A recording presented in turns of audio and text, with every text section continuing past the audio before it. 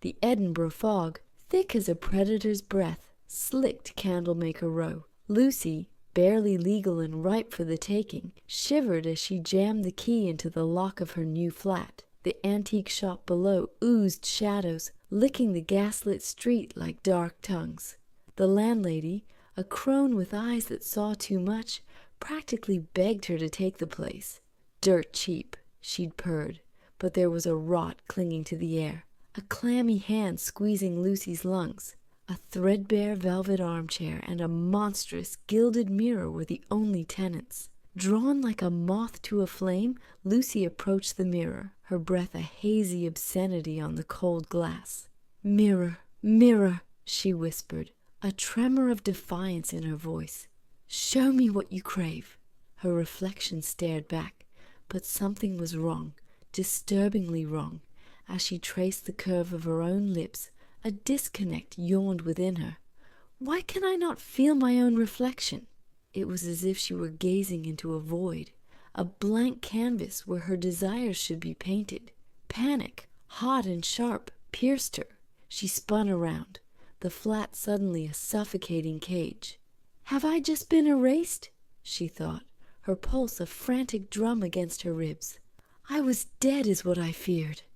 Unseen behind her, the reflection remained. It didn't mimic her frantic turn. It stood, poised, a silent voyeur. Desperate to anchor herself, Lucy clawed for her phone, a sleek intrusion in this antiquated space. She snapped a photo, hoping to capture the emptiness, to prove she wasn't hallucinating, just to prove I was alone. But the image on the screen stole her breath.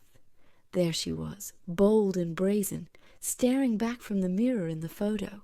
Her reflection wasn't mirroring her pose, but stood with a crimson-tipped finger pressed to its lips, a silent command. A jolt of raw electricity shot through her. Is it me behind this frame, or does this person have a name? The question echoed in the oppressive silence.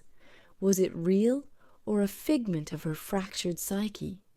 Is it evil, or is it kind? The fog outside writhed, mirroring the chaos in her head. Had time curdled in this flat, trapping something wicked within the glass?